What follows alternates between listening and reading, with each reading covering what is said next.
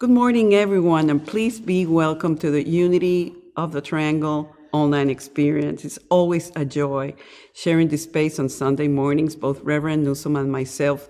Thank you, thank you, thank you. What are we doing today, Neusom? So we're continuing with the hero's journey. The hero's journey has 3 phases. We're still in the first phase, but we're at the end of it, where we make that inevitable move deep into it that can't be undone. And there are other ways here in which we can go deeper into our spiritual journey. Next month in October, 2 Saturdays in a row, we'll be offering the new member class. As a new member, you get to commit fully to your spiritual life, to the Unity philosophy, and to this church. For more details, please check the unitytriangle.org page. And I also want to thank everybody who's watching and those who have been with us for some time. Thank you so much for your financial contributions that help us continue what we're doing here. Our mission here is to awaken to our divine nature through love, service, and personal transformation. And with your help, we're getting this message out. And please know that as you have done and you continue to do, divine love will be multiplying and blessing your good in every way. So thank you for being with us and supporting us. And now we will begin with some music. Perfect.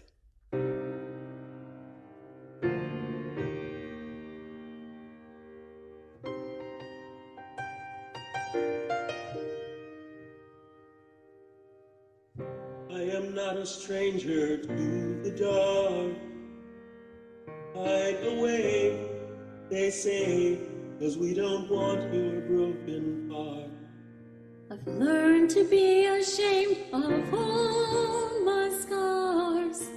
Run away, they say, no one will love you as you are. But I won't let them break me down to dust. I know that there's a place for us, for we are glorious.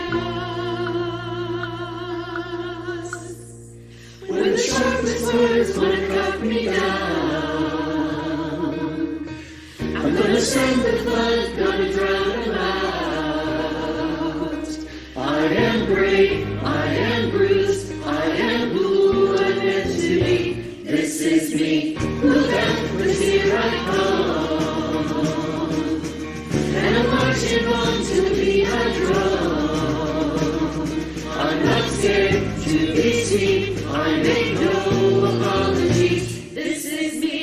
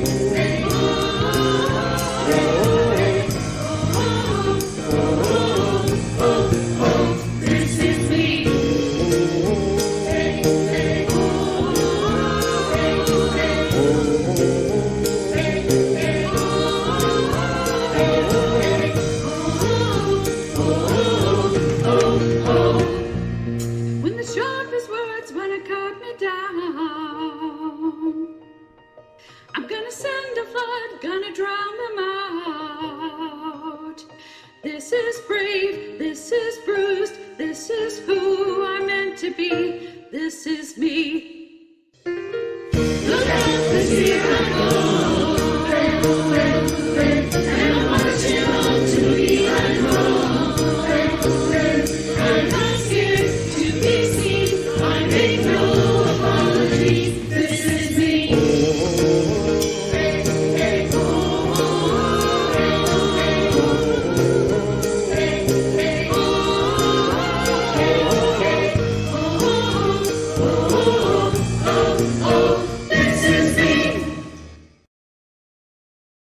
So we continue on the journey that is the hero's journey that all of us are participating in.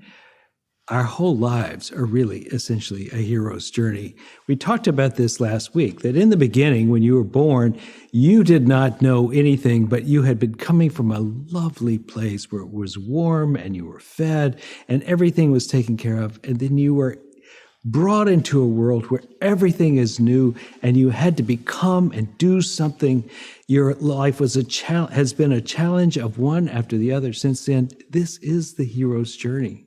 And many of us have thought of ourselves as inadequate or weak or victims of the world. But when you really examine the hero's journey and you examine your life next to it, I think you will see that your life has been a hero's journey ever since the beginning of your birth. And while at times you may have had doubt or fears, or you have felt inadequate, every hero and every hero's journey has that feeling. There is a moment or decades even when they don't feel adequate. But if they persist, and if they agree to life, really agree to life, essentially say yes to life, bring the robustness of their life to the life that they're living. If they do that, inevitably they will find successes. They will be transformed by it, and they will move on into a deeper level of understanding about themselves or success in the world, or in some way they will reap the rewards of doing life. Life is not easy. It is not a simple path. There's not just one way to do it. Many of us get sidetracked. Many of us spend time in the eddy, circling over and over. But the current of life keeps pulling us out, and eventually, one day, we will be out in the mainstream of our own lives, doing what we have to do. And yes, there'll be setbacks and losses and mentors along the way, and strange beings, and maybe intervention by the divine. All these aspects of the hero's journey will happen. We may not notice it, but it is happening to us. And I think if we will notice and assume the stance of a hero who is on a quest in life, that I think we would deal with life with more verve and gusto, and not be so broken when we have setbacks, because every story has them. It's just the nature of it. And the reason we love stories so much is because it reinforces what we actually already know. Our life is a story, a long, ongoing unfolding. So let's examine a little more of this hero's journey. Last week, when we were talking about it, we were talking about the call, where you begin to feel or sense something is calling you. Maybe it's overt. As I said last week, a woman said to me, "I just love adventure," and I took it as my mission to be an adventurer. That was a call easily answered. But some of the calls are more subtle. Some of them we don't know right off if they're really calling us, and we have to use our discernment to know if that's what we're being asked to do. But once we hear the call, some of us refuse, and some of us jump in, and some of us halfway in between. But after a while, we come to this next phase, which is where what Joseph Campbell, the author of the book, Hero with 1,000 Faces, said. This is the belly of the whale, where we can't turn back. We have crossed a threshold. We're now in the adventure. There's no I wonder if I'm in the adventure or not. We are in the adventure. So continuing Jonah's story, he ran from God's call for him to go speak to Nineveh about their sins and to convert them. He went the wrong way. He went the opposite way. And the big storm came up on the sea, on the boat he was in as he was going away from Nineveh. And then the crew, having been divinely inspired, throw him overboard. Throw him overboard, and a fish swallows him. Now he has crossed the threshold. That threshold, he's never getting back in that boat. He may never get anywhere, for that matter, if the fish doesn't do something with it, but he is committed. You know, the difference between being committed and not is kind of like the difference between an egg and bacon. The bacon is committed. The chicken's not so committed. The pig is very committed to the bacon. So remember, sometimes it feels like a death. Sometimes it hurts to be that first step. Sometimes you're just uncomfortable. Years ago, when I was applying to Unity Village to be in their ministerial program, I didn't know if I really wanted to do it or not, to tell you the truth. My wife and I said, well, if I don't get in, it doesn't really matter. We'll go to Thailand and we'll do meditation. Well, the day came after the week of interviews and all that stuff that 4 of us were standing around outside the sanctuary where they handed out envelopes with a thing that said accepted or redirected. You couldn't tell by the outside of the envelope what you had. And so 4 of us who had been kind of palsing around for that week stood outside there and did a little prayer, I guess, or something. But we stood all forward. We opened our letters at the same time. Each one of them had a lot more experience in Unity, and I thought they were all more qualified than me. 2 of us got letters that said rejected. Well, they didn't say rejected. They said redirected, which means not this year. And then 2 of us got acceptance letters. I was one of them. And one of the things that happened to me was the moment I saw that letter, that it said I was accepted, I felt like I'd been punched in the stomach. I got almost nauseous because I knew at that point, now that I had said I would go if accepted, that everything in my life would change. I would have to leave the place where I'd been living for 25 years. This place was indeed a Hotel California experience. It was just too pretty to feel like any place else would be adequate. I had all my friends there. I had a life of sorts there. And now I was going to have to confess to my heathen friends that I was going off to be a minister. That too was part of the angst of the whole experience. And so I was had this kind of nauseous experience that I was going to have to lose what had been my home base, my security, and leave it all behind and leap into a future that I didn't really know that I was fit for. But that was the commitment I had made to myself and I guess to the divine. If you take me, I will come. And so off we went. I want to read you a story. It's a little story about rabbits.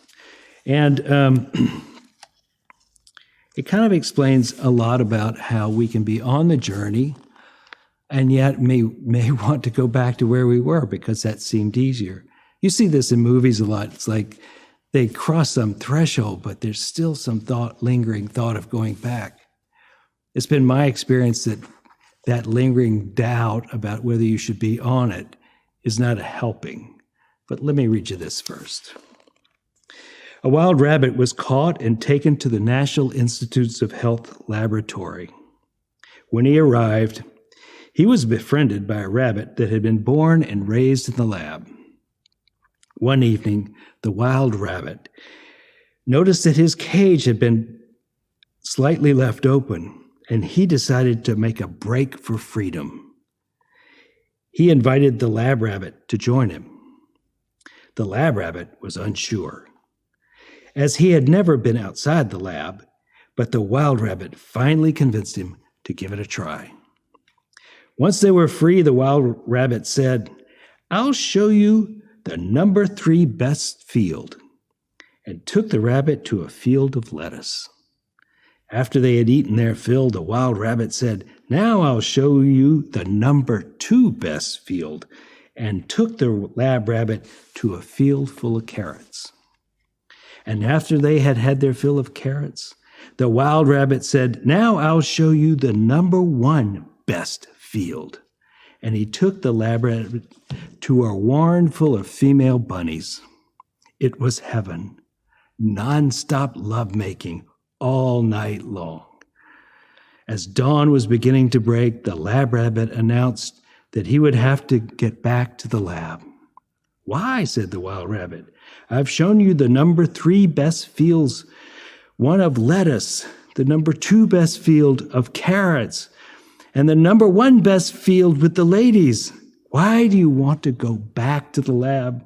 The lab rabbit replied, "I can't help it. I'm dying for a cigarette." And so it is. Sometimes we're right in the middle of the adventure, and all we can think of is home. But the true quest is what keeps you moving. And it is mostly the case that your ability to go backwards, once you have gone that far, you can't get there. I have been thinking that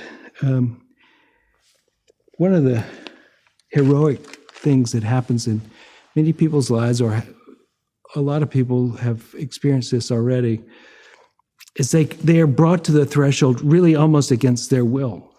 And they're going to begin this journey against what they were wanting or expecting to see in their lives. I was talking to someone recently who had been fighting cancer for a year. And I asked her, I said, "Do you feel like you've been on a hero's journey?" She said, I'm not sure. I don't know what I gained. I'm not sure exactly. I said, "But you know, one thing about it, once you hear the diagnosis, you are committed to that journey. You don't get to come back. It could be a shock to your system, a reverberation through the whole of your being in which you no longer feel like you know exactly the road you're on, because all the things you were planning now have to be diverted because you're headed in a new direction. Your attention now is about healing yourself and not so much about the goals and plans you had thought were going to be what you were doing. Now life has redirected you, just like those people who are applying to ministerial school. It has redirected you into a path, not the one you were choosing, but the one that is given. There's a certain wisdom in accepting it. There's a certain wisdom in knowing, this is what I'm on. This is what I'm doing. I think one of the things that happens to us when we think that life is supposed to be soft and easy, that why did this happen to me? What did I do to do this? Those questions generally can be distractions. They're really, in a sense, is how can I get out of this and go back the other way? How can I go have that cigarette in the lab? The truth is, you're on this quest now, and your quest is to heal. On the outer, your quest is to heal, but there's also usually a deeper thing inside that. As I was speaking to my friend, one of the things she says, the one thing I realized is I'm not in charge of my life. I'm in charge of some of it, but somewhat, but the biggest things I don't really control. Now, if you think about it, that might be something that could be the boon in and of itself. So much of the time, the small of us, the small little one inside us, thinks it can control all the aspects of its life and feels really mad when it doesn't happen their way. It's natural. It's also, to some degree, spiritually immature. We don't really control everything in our life. In essence, life controls everything. We're not this body, and we're not just our minds. We really are life itself. But when we identify with this small body and small mind, it's very easy for us to feel like life is doing it to us, that we're not in charge, but not in a good way. We feel like we should be in charge. So there's this dynamic tension of the small self with the world outside. The small self really is our sense of separation from that which exists. Our sense of separations from the divine, from the natural world, that is the small self. And it is what makes us feel isolated and alone, like we're on this journey in life alone, and that we don't have the resources we need for it. Often we're just having to fight for everything we got. That is what the small self keeps telling us over and over, because it is formed out of this idea of separation. The small self isn't necessarily a component of who you are. It is something added on to. The truth of who you are really is that you are this center point. in the middle of your awareness, in the middle of all your consciousness, you are the center point, which is really almost like that infinitesimally small thing out of which the Big Bang arose. You're this point in the middle in which everything is happening around and from which you are the source of all of it. It's a mystery, really, to find a way to describe that. But when you sit and look from this center place, you realize that that which is seen out there and that which we really are, not the small self, but that which we really are essentially coming from the same place. Us. You. The center of you is the divine itself. And so the small self is what needs reassurance. The divine in you has always already known it all. And when we can turn ourselves and bring ourselves into this awareness of the still point within us, the singularity which we are, that infinitesimally small or non-existent thing out of which everything happens, the divine, the beginning, and essentially the awareness of everything. That place is who we really are. And the small self and the sense of separation and the identification with the body and the mind, all of that is just added onto it. James Dillett Freeman is a poet that Unity has honored. He comes out of the Unity tradition, and he at one time was grieving his wife who had died. And he wrote this poem. Many of you know this poem. The poem is I Am There. Let me just read you a few verses of that. Do you need me? I am there. Now, to whom do you think he's asking that? Do you need me? I am there. You cannot see me, yet I am the light you see by. You cannot hear me, yet I speak through your voice. You cannot feel me, yet I am the power at work in your hands. I am at work, though you do not understand my ways. I am at work, though you do not recognize my works. I am not strange visions. I'm not mysteries. Only in the absolute stillness, beyond self, that's the small self, can you know me as I am, and then but as a feeling and a faith. Yet I am there. That is who we turn to. At times, this feels as though it is other. Because we are so identified with the small self, that which seems to hold the power and the answers and the reassurance feels as though it's other. Like it's on the other side of something, it's not us. Because the small self can only understand it from its small self way. It can only begin to realize that because it is inadequate and it knows it, especially in those transitional moments, it feels like the divine is away. But when we come back to the still point, and it may not be right that day, it may not be the day we make the transition into a new world, but as we come back to that, as we come back into the still place, the center point, the origin point, as we do that, we realize that it was never over there. It was always right here in the middle. It was always here. Last week, I talked about the Occidental and the Oriental way of seeing the nature of reality. The Occidental way is much more identified with the self, the one that is identified with the story of your life, the activity of your life, the small self, the mind, the body, etc. It's easier for us to relate to this idea that we're relational with God, that we are we hopefully will become in partnership with it. And that's not completely different than the Oriental, but the Oriental one is saying this, it's saying more precisely, this is who you really are, is this core underneath all this. And the real quest of spirituality there is not to have a relationship with it, but to remember. Remember. Become back as the member of that. That is what we're being called to when we can get to the quiet place. And where we're not in the quiet place, we seek deeper relationship. Both have their rewards, because it is not always easy or even seems to be possible to come to this still point. But the relationship is there when we can't. And when we can, we begin to realize the true nature of reality, which is not as what we have been expecting.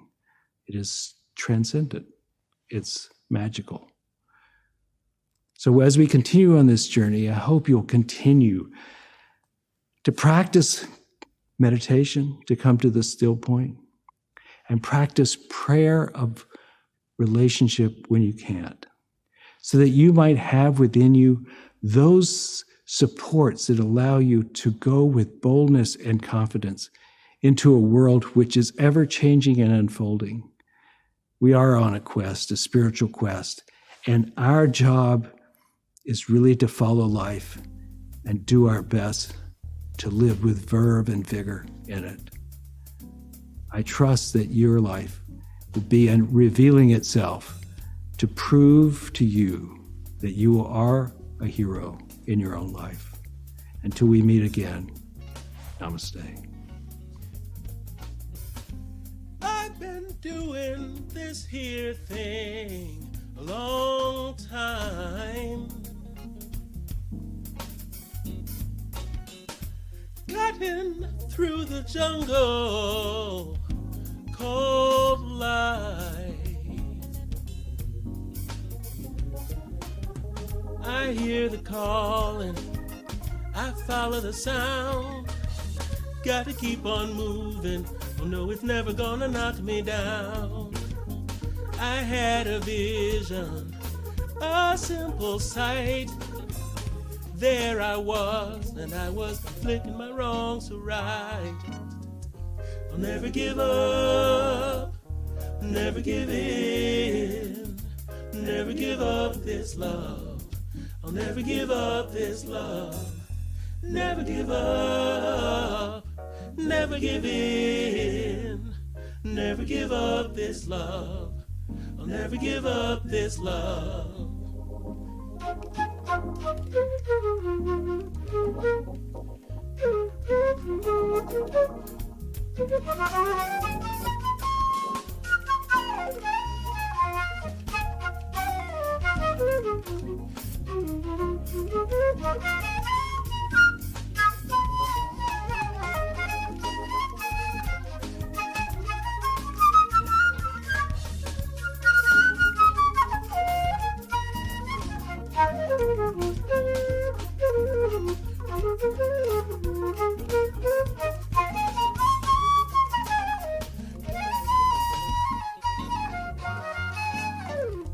Never give up, never give in, never give up this love, never give up this love. I'll never give up, never give in, never give up this love. I'll never give up this love. I've been doing this here thing a long time. Build my dreams with skills that I refine. I hear the calling, I follow the sound. I got to keep on moving, no, it's never gonna knock me down. I had a vision, a simple sight. There I was, and I was flipping my wrongs to right. No, I'll never give up, I'll never give in, never give up this love. I'll never give up this love, never give up, never give in, never give up this love. I'll never give up this love.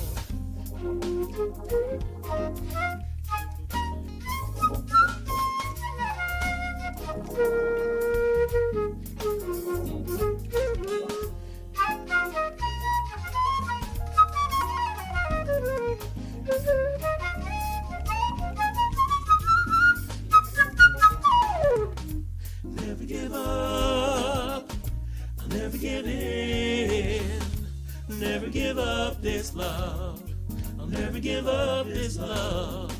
Never give up, never give in. Never give up this love, I'll never give up this love. Never give up. As we begin to meditate, let's find a way to sit that supports us and get comfortable. And then we'll begin, as we always do, with the breath. And the reason we do it is so that our minds will quiet and the body will begin to feel more at ease.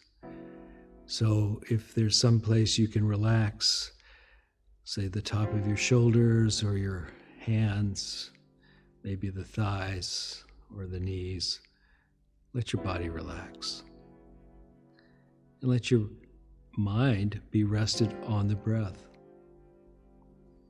So you'll just feel the breath as it comes in and feel the breath as it goes out. We feel the breath and we try to think only about the breath for a few minutes so that we can come into a state of peace.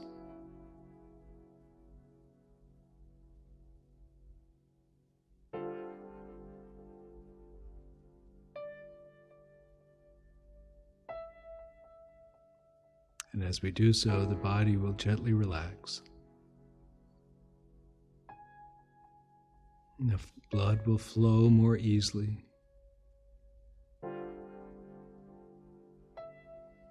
Perhaps a small smile will come to the edge of your mouth.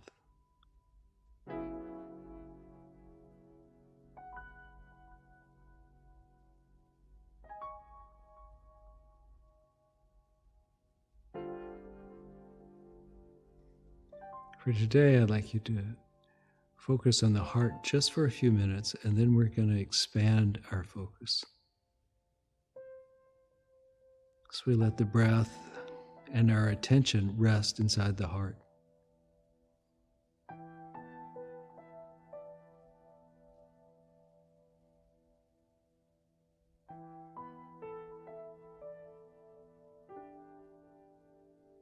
Bring your full attention to the interior, to your heart space.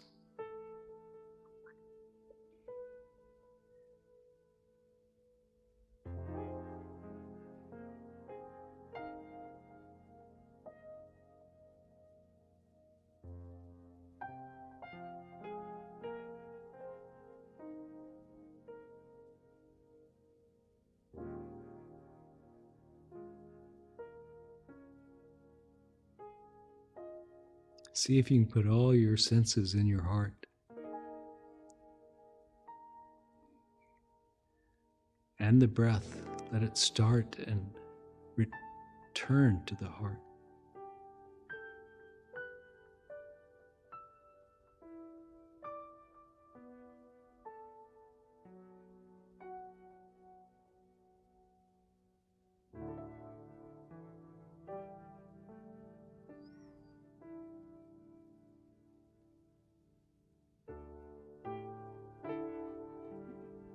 And now let's feel the space around the heart, the space all around it.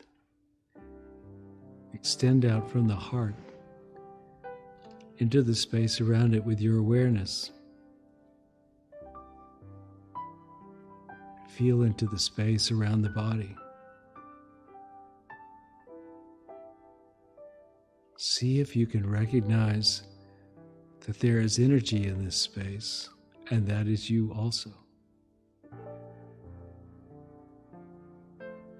Feel into the space.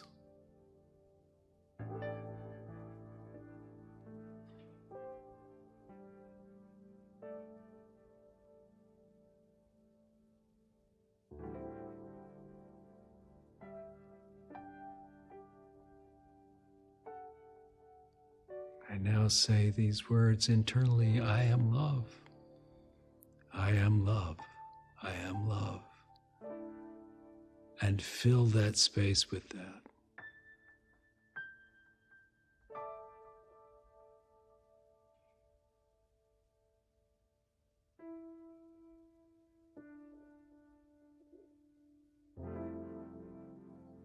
And with the thought, I am open and receptive to seeing my true nature. The center point of my being.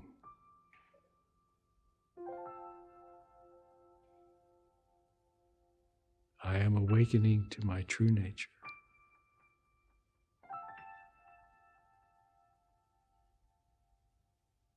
I am not simply the body, nor am I simply the mind. I am that.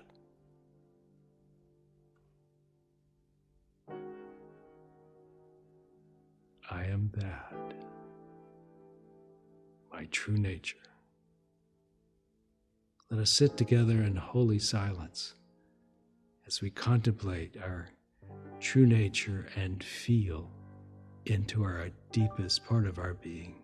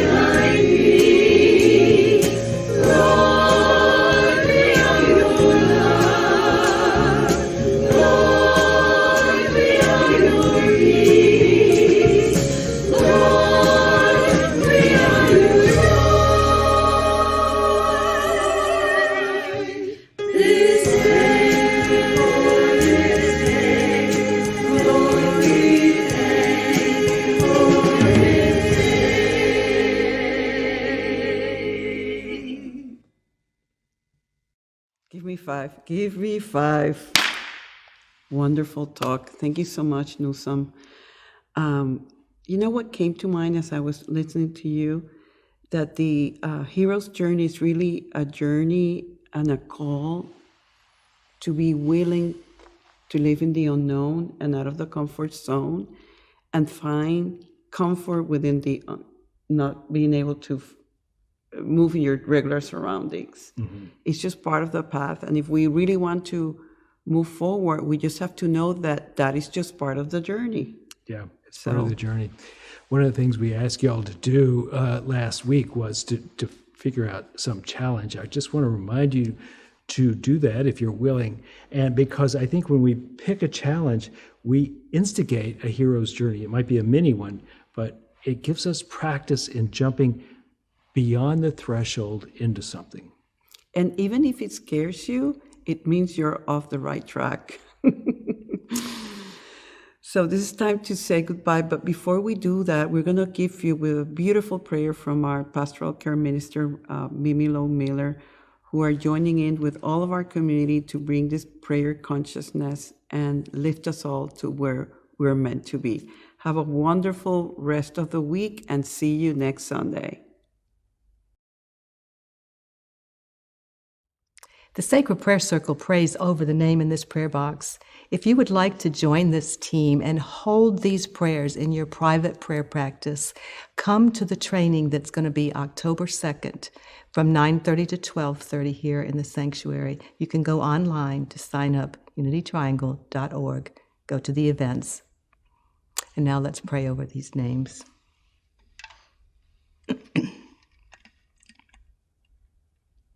As we turn within, we stand in faith, trusting that the ever-present and ever-flowing light and love of the divine is within us. This light is our strength and courage when we are overcome with the difficulties of life. This light assures us that no matter the circumstances or whatever is occurring in our lives, the peace and the serenity of the divine is always with us and within us. No one ever lives without obstacles. So we make these obstacles our companions, tending to them with love and compassion. Our difficulties in life allow us to become stronger, to heal, and to grow. The trials and tribulations of the world cannot keep us from God's good for us. For God's good is our birthright. We claim God's goodness, courage, and strength for every name and intention in this prayer box. While these named may not be able to be fully present to God's goodness, we hold this truth for them, lifting them up and magnifying these intentions. No matter the outcome, we bless our trials and tribulations as opportunities to feel God's presence, to live our lives authentically in truth, and to be models of perseverance for others. With gratitude and love, we rest in this awareness, knowing all is well in spirit, and so we let it be. Amen.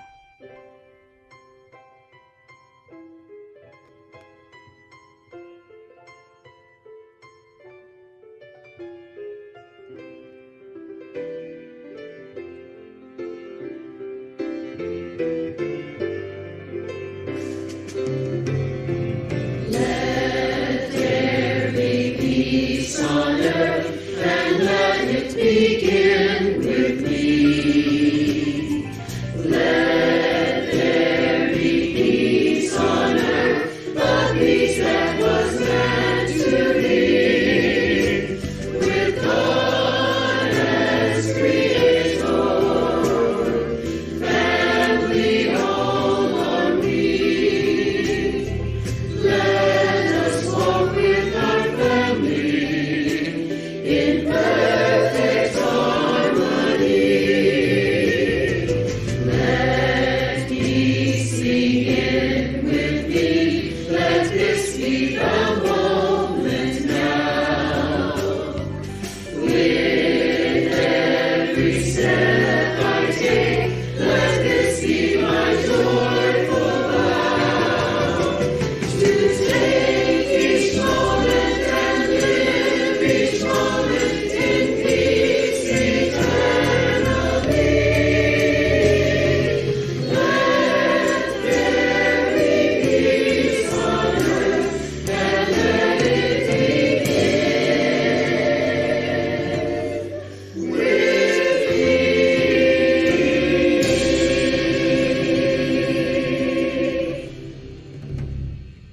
The light of God surrounds us. I am the light of God. The love of God enfolds us. I am the love of God.